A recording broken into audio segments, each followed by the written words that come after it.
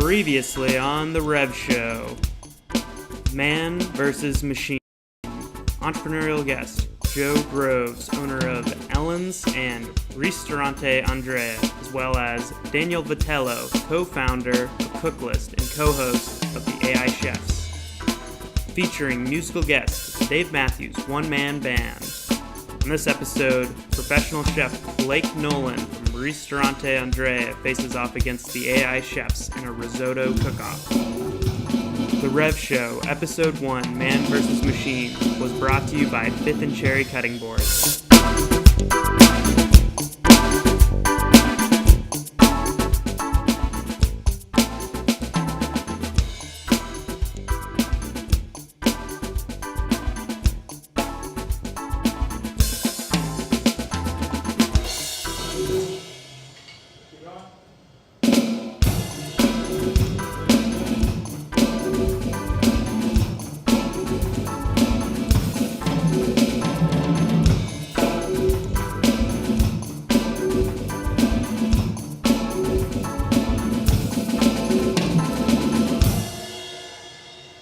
Hello everybody, welcome to episode 2 of the R.E.V show, the R.E.V Tech Entrepreneurial Variety Show.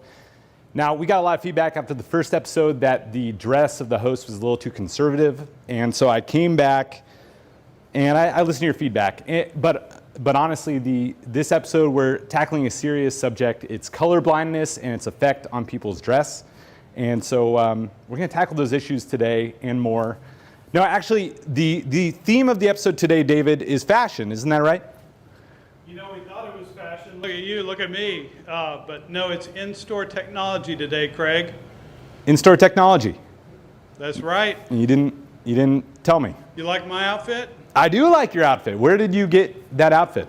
10 trips downstairs to Wild Bill's, that's what. Right and on. I tell you what, that single store that's got that merchant that knows everything, they know me, they know the product.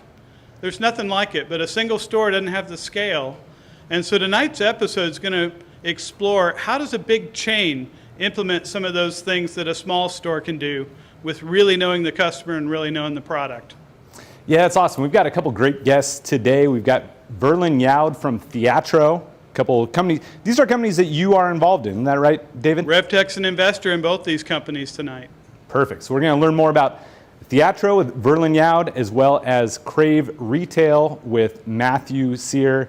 We've got a great show. We're coming to you live from the West End, Dallas, actually nearby the brand new park, the West End Square. So if you guys come down here, check out the Kennedy Museum, check out the West End Square, definitely check out R.E.V Tech. So why don't we get to the show? David, take it away. Yeah, I want to take you on a shopping trip with me downstairs to Wild Bill's Western Wear. All right, let's do it.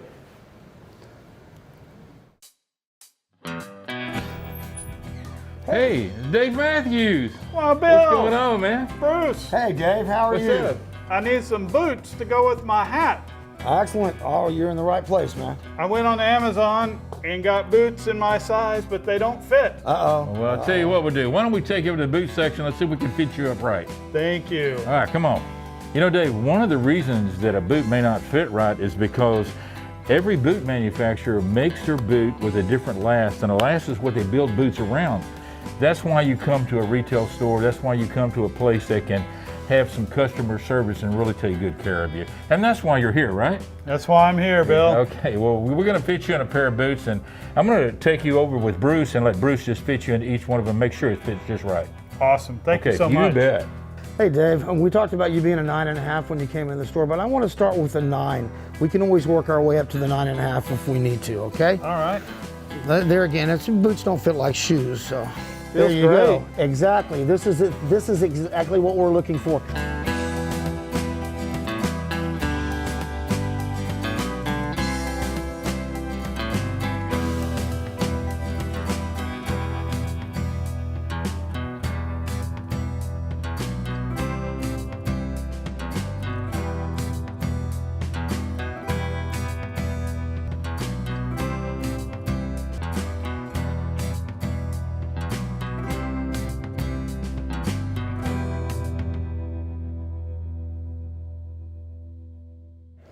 All right, our first guest tonight is Verlin from Theatro. Let's go to a video about Theatro.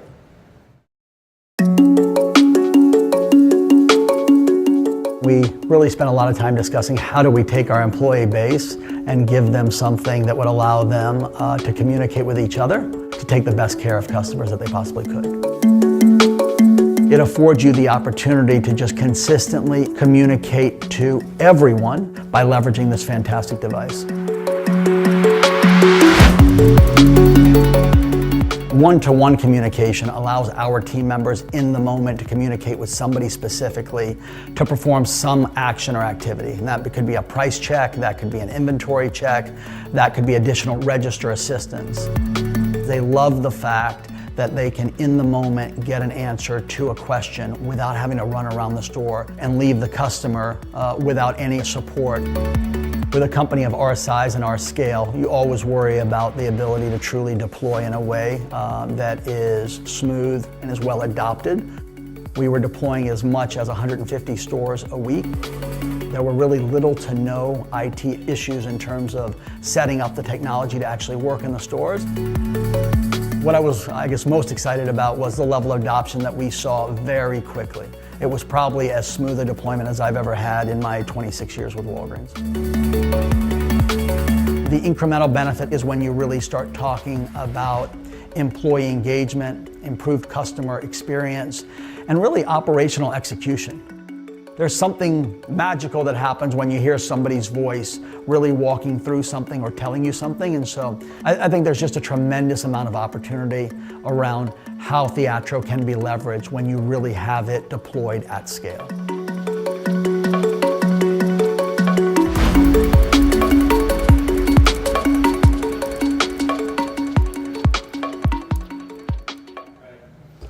All right, ladies and gentlemen, our first guest, Mr. Verlin Yount.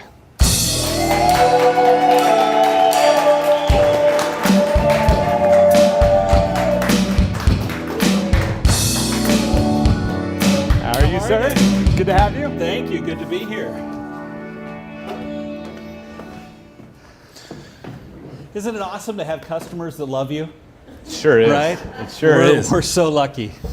So, Verlin, is it true that Theatro came from just a spelling error when you're typing theater, or where did Theatro come from? Well, the founders thought of retail as a stage. They thought of retail as a play. You have a set, you have a script, right? You have a venue for people to sit in and be at. The most important thing is the actors. They're the ones that bring it to life. So we took Theatro, a little bit of a word play, and said we're going to use it to orchestrate those actors to provide incredible customer experience. And that's what we do. That's awesome. And so you are the SVP of Partners. Tell us about what inspired you to come join Theatro? That's a great question. So for any of you that have worked in retail for a while, you know the National Retail Federation show, this huge thing in January in New York that most people love and hate at the same time. I've been going for 20 years, and I always take time out to look around who has new innovation, who has new solutions. And I was wandering the floor and I saw this little tiny table sitting on the corner of someone else's booth. And frankly, the two guys standing there looked bored and sad. And so I walked up to them to find out who they were. Well, it turned out to be Chris Todd and Ravi Shankar Kumar, who are our CEO and CTO. And I immediately was impressed with them personally as people, and the solution was phenomenal, so much that I took them back to my customers at the company I was with at the time, introduced them to several of my customers, and we started the relationship from there. Oh, that is awesome. Wow, that's a great story. I'm sure your former employer just loved that. I'm sure they did. No, so we were talking before the show, and you told me you had some funny experiences with your first international customer. Tell us about some of the challenges you ran into. We now do business across North America, so in Canada as well as the U.S., and we've done business with a lot of different companies. One of our largest customers is headquartered in Canada, and we installed their solution. And at one point we were doing a project with them where we needed to bring thousands of our devices back into the country. So these little devices are what run Theatro. This is a mobile computer that's voice driven, and it's an IoT device. And we needed to bring about 1,000 of them back. And so everyone else's schedule was busy at the time. Mine was not. They said, Verlin, you get to go up and pick up the suitcase full of these things and bring it back. Well, little did I know that they were all turned on in the suitcase. And I checked in for the flight, checked in my luggage, and I'm sitting at the gate to board, and that the worst announcement you can hear came over the PA. Would Verlin Yaud please come to customs? Oh no. And so I went into customs, and I walked in, and the customs agent had the suitcase open, and there were 1,000 of these loose in the suitcase, turned on, and he held his hand above it. He said, "These sure do get hot." He said, "What are these?" And I explained it, and he said, "There's no way you're getting on the airplane with these devices." And I said, "Well, I have to get them back." He said, "Well, that's your problem." He zipped up the case, handed it to me, flight denied. So I quickly figured out where the nearest shipping spot was, caught a taxi to the shipping location, walked into FedEx, and said, "Do you have a box big enough to put all of these devices in?" And she said, "Well, sure." I said, "Could I have some tape? Could I have a pen? Could I, When you're a startup, you do whatever you can to get it done." So I literally pick up the suitcase and I pour these devices in like water. And it's in, and they're still flashing because they flash an LED light depending on the state. And I hand her the box, and she lifts it. She goes, "That's a little heavy." I said, "I'll pay for it." She said, "It's a little warm." I said, "Yeah, it is." And she said, "What are those?" And thinking quick, I just said, "Garage door openers." Nice. And she said, "That's great." And off they were shipped. No way. And they Yeah. got there okay? They got to Theatro perfectly. It's funny. Yep. It's amazing how small those things are that Yeah. you can run on. When I saw you fiddling with it earlier before the show, I honestly thought it was a vape pen. I thought you were like doing that. That is awesome. So No, Mom, I was not vaping. wow, this is awesome. So Theatro, what's the website? Theatro.com. Perfect. I know you Yeah. are on LinkedIn. That's the best way to get a You hold can of you. see me on LinkedIn. You can see me on Facebook. Smoke signals, whatever way you want to communicate, I communicate. Theatro, look for it at a retailer near you. Certainly a Walgreens, 9,000 of those stores, you'll find one. Well, perfect. Well, thank you, Verlin. Great having you on. And we got our next guest Thank you coming very up, much. Matthew Sear. See you in a bit. Thank you.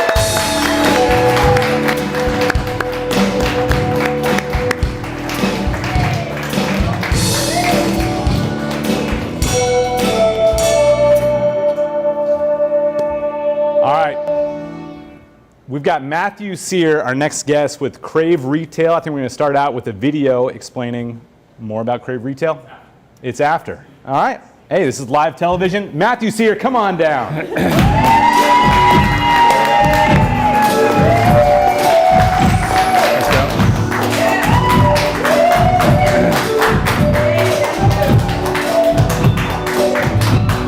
Beautiful jacket. Oh, thank you so much. Thank you. Incredible jacket. All right. So Matthew, Crave Retail. Thanks for having me here. Yeah, thank you for being on. Yeah. So how did you start Crave Retail? Man, it started a while ago. Before I moved to Austin and got into retail tech, I was running stores at Abercrombie. I moved overseas and helped Skechers run all their international sales and operations. And I always felt, every time we got a corporate review, so inconclusive of what was happening in the store. All they could tell me was, this is how many people walked through the door, this is how many people bought, and this is how much you missed your sales goal, or this is how much you exceeded. And it really was like, there's so much more that happened inside of the store. And so fast forward that, I was like, okay, I gotta start a retail tech company, I gotta solve this. I asked my wife if she minded if I quit my job. She did not. She wasn't very happy, but she believed in me. And I said, hey, I want to move to Austin and I'm going to start one. And still didn't know what I wanted to do yet, but I moved here. And every time we go shopping, I was always telling her, go into this fitting room and see if anybody ever helps you out, because I just want to see, because this is a moment where you're trying to buy and no one would ever be there to help her out. And every time she left the fitting room, there's always this mound of clothes out there. And I'm thinking in my head, gosh, that's a lot of data just sitting there. It's just money sitting on the ground that some person is putting away. And then, I won't name the person or the company, but it's a luxury retailer here in Dallas. I went to a conference and I saw this magic mirror. And I thought it was the coolest thing. Could help a customer in the fitting room. It could do all these neat things. But then he started to tell me that it cost them millions of dollars and it took them years to deploy it, and they really couldn't really get it off the ground the way that they imagined. And I said, That's something magical, but it could be done a whole lot better, a whole lot easier, and a whole lot more affordable for every retailer. And that's what we did. So we built a fully interactive in-store experience platform that could measure and monitor sort of the foot traffic going into fitting rooms, all the merchandise going into fitting rooms. It could help the associates, help people personalize that experience. And most importantly, if you were in a fitting room with the wrong items or the wrong outfit, we won't go there. Wait. You could get on-demand help just by tapping a button, and someone would bring you what you need instantly. That's amazing. So you talked about data. Like, what is some of that key data that retailers want that Crave Retail gives them? Yeah. So I'll present two different formats. If you're online or if you're in a fitting room as a shopper, you've found a collection of items that you're interested in buying, right? You've gotten to that moment, and on e-com, you've brought those items to a cart. And in that cart, as an e-com leader, you know what browser you came in, who you are, your name, your price sensitivity, products you're interested in. They've got all these really cool tools to increase conversion, measure conversion, abandonment rate. Literally, they know everything about you. And e-commerce today still only occupies about 20% of retail. Physical retail occupies 80%. And yet if you ask a head of store ops that runs a billion-dollar company, what do you know about your fitting room? Where a customer has forfeited Amazon, walked into your store and is ready to buy and literally undressed saying, I'm here to buy. What do you know about that whole experience? And they'll tell you nothing, because they know absolutely nothing. And so we actually finally get to bring the same type of data that these online companies have into stores around that moment. And that's what we get to deliver to every retailer that works with us. That's amazing. And it sounds like it's a no-brainer why the retailers like it, but customers love it too. I mean, I explained the idea to friends and family. I mean, 99% of my wardrobe comes from either my wife or my mom buys it for me. 1% is from David. Thank you, David. Yeah. But I mean, what's been the response from actual customers that use it? So we actually had a customer actually in South Africa. It was a really cool story we got through our testimonial Dropbox, if you will. And the store manager says, every night we always ask our customers who helped you during your shift. And now every week they're getting a list of, well, the fitting room screen helped me during my visit. And their actual service score has gone up, not only because of the sales staff, but because of our solution inside the room. So I think that's pretty cool. Happy retailers, happy customers. What else can you ask for? It's a win-win. All right, well, let's go to a video. I know we got a great one teed up for Crave Retail.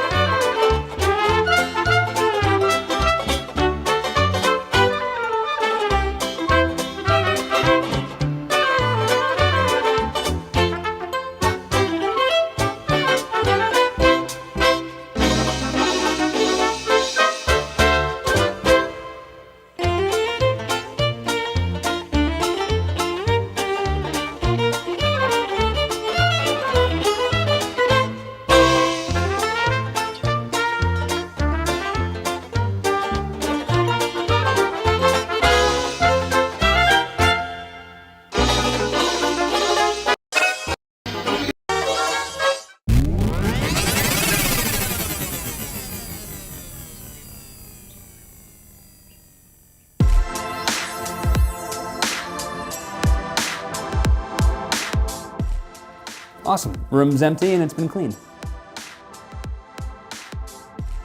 Hey, my items are on the screen.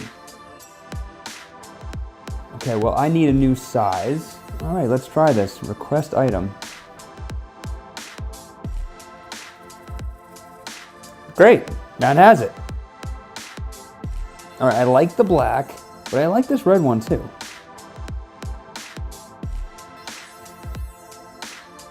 Yes, bring it to me.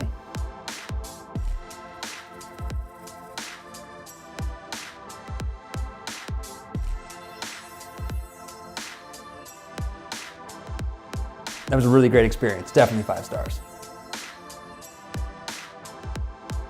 Now that was awesome.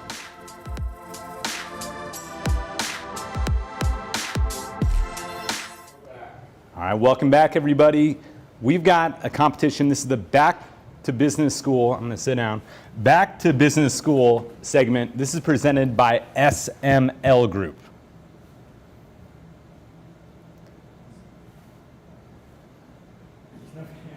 All right.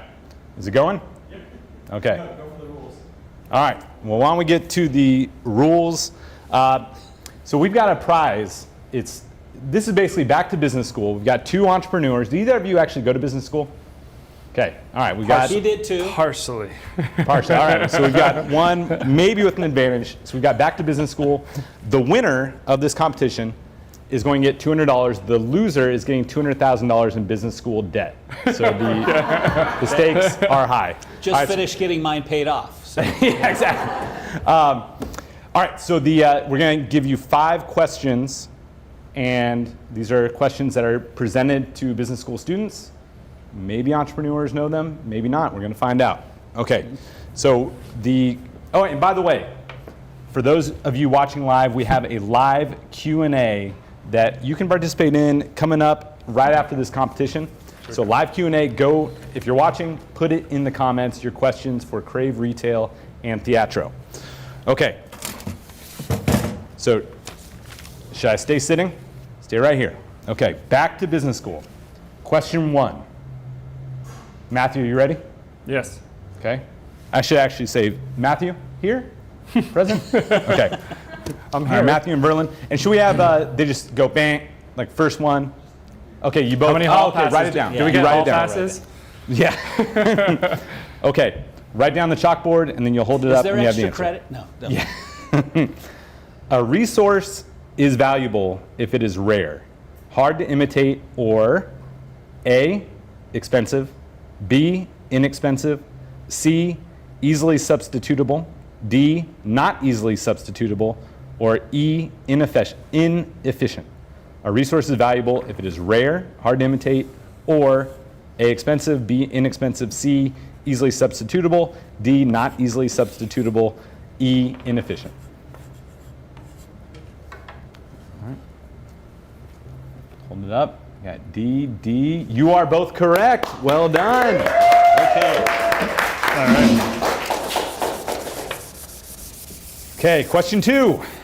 What refers to a strategy of seeking ownership of or increased control over a firm's competitors?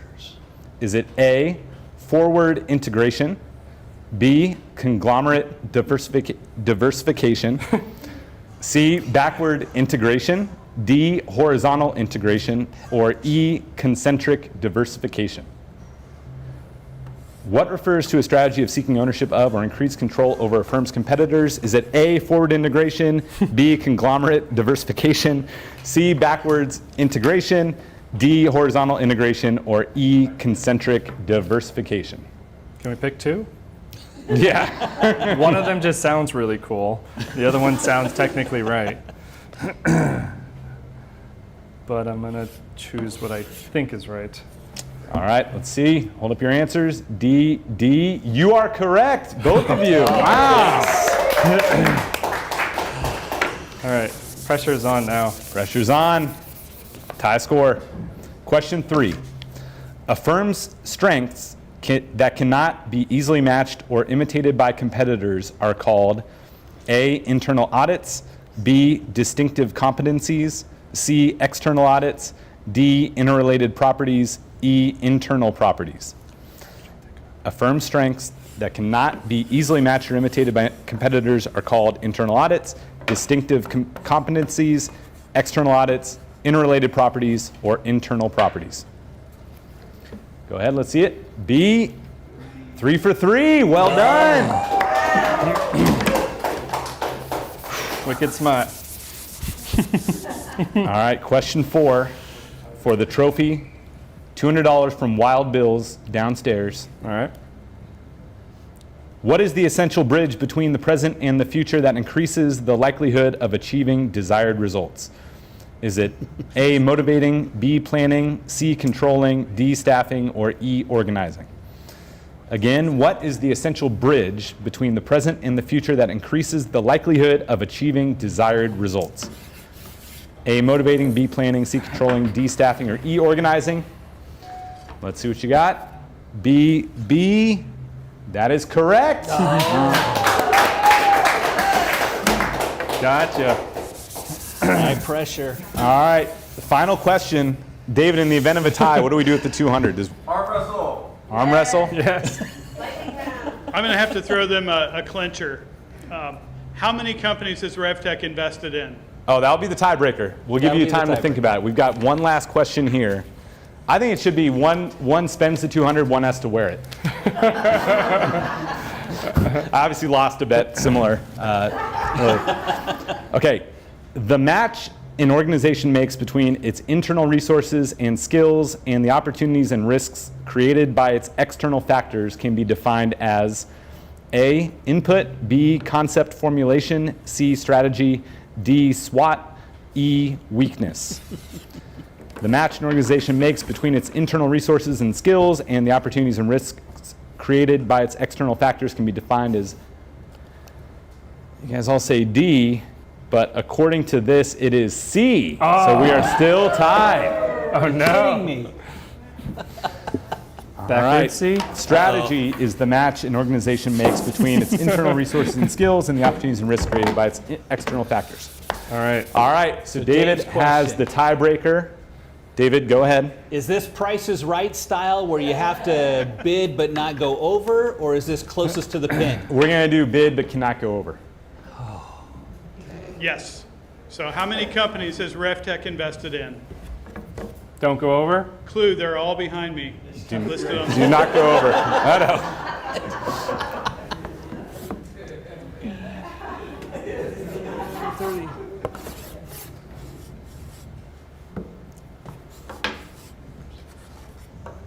All right, let's see it. 49 for Matthew Sear from Crave Retail and 33 from Verlin Yaud with Theatro. David?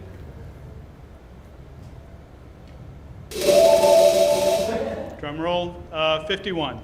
51.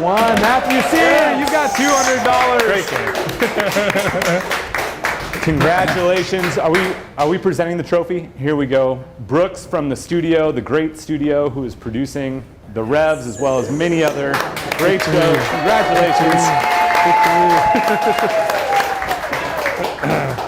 So speaking of Wild Bills, Lovely. I believe we have a video. No? We're going back to David. Do we need this? I think we're good. I think we go.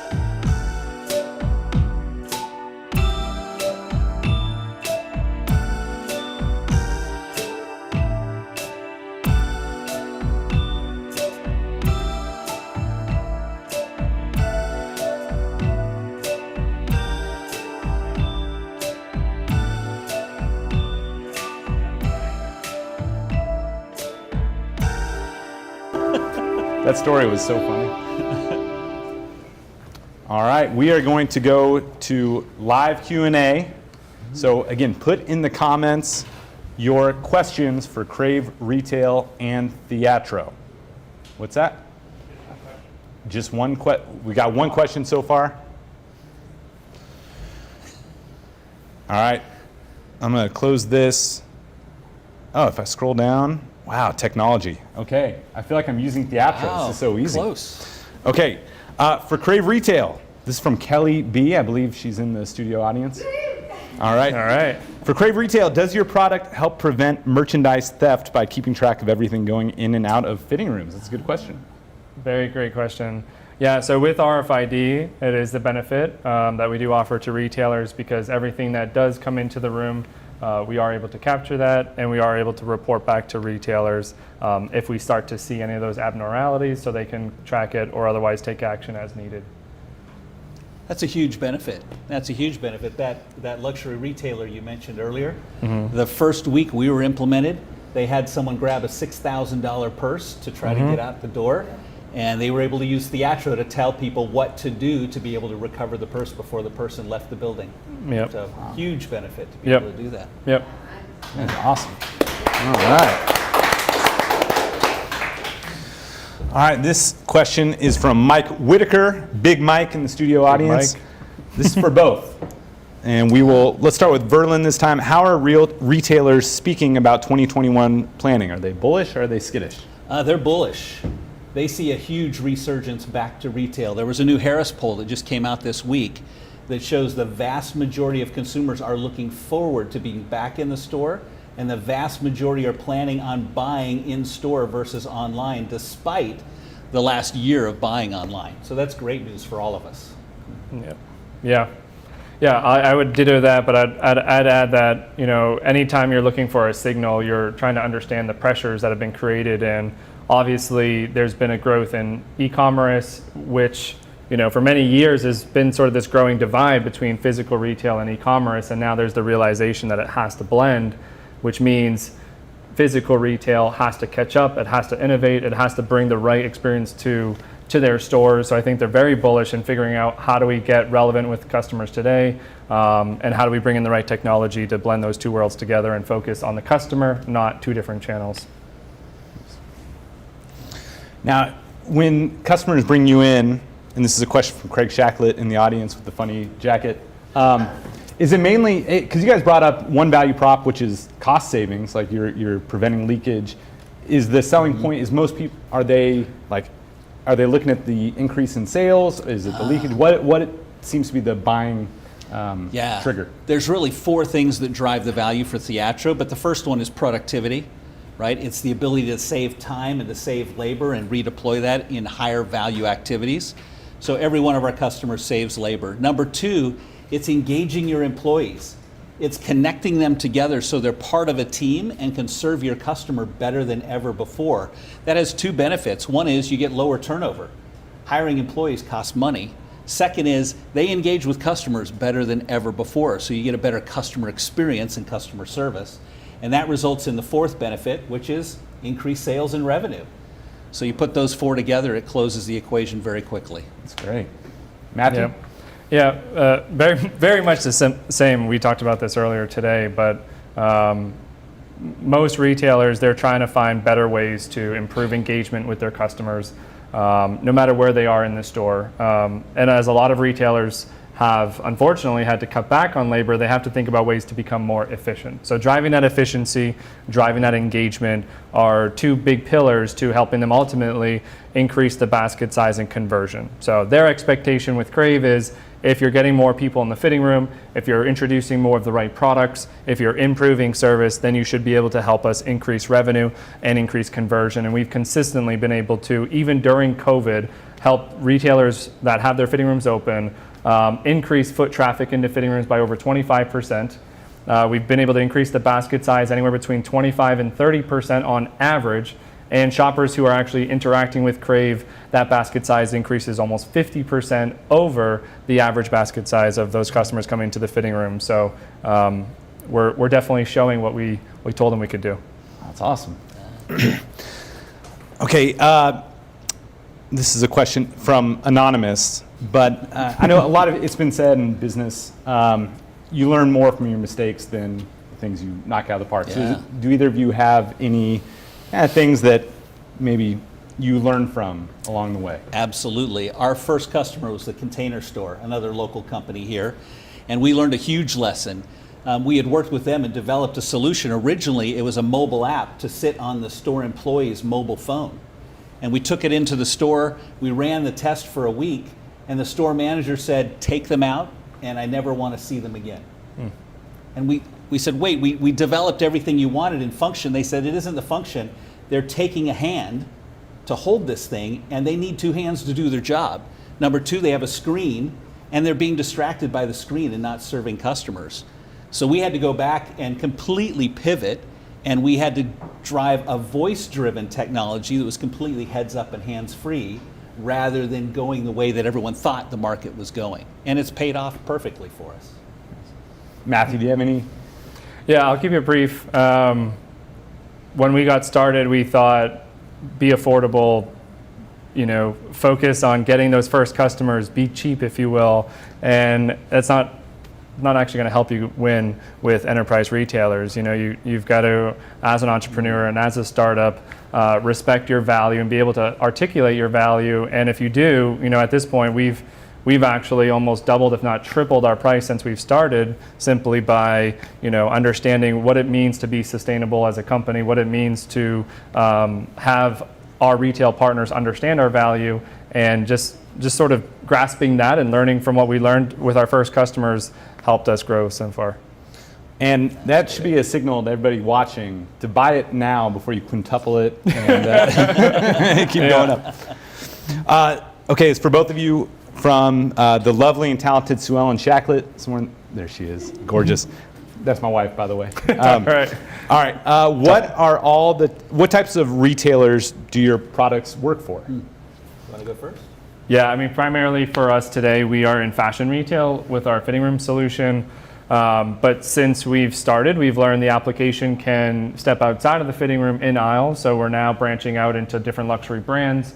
We've got a footwear brand coming to us now. We've got another furniture company talking to us, and we think there's also space in electronics. So now that we understand our application can be used in any way to help connect shoppers with the merchandise they want, and those customers with associates that can really be applied anywhere. So primarily in fashion today, but we're expanding beyond that. Yeah, our view of the market is anywhere there's an hourly employee, anywhere there's a frontline employee in retail. Originally, we thought it was natural for a big box retailer, and our early customers, Container Store, Home Depot, Cabela's, that proved out. But now we have customers that are in convenience stores or in specialty retail stores in malls. We've got grocery customers, drug customers, and frankly, we can go well beyond retail, but there's so much opportunity in retail, we're going to stick there for a while. Nice. As you grow your companies, what opportunities do you look for that you have to capitalize on? And it sounds like both of you, in the answers to your last question, you guys recognized opportunities that were beyond what you initially thought. What is it? What's that kind of hair trigger moment where you're like, whoa, this will actually work here? Well, we've been lucky. People have come to us, right? And we were talking before the show, and I think one of the strengths of our company is the ability to say no to things and not get distracted.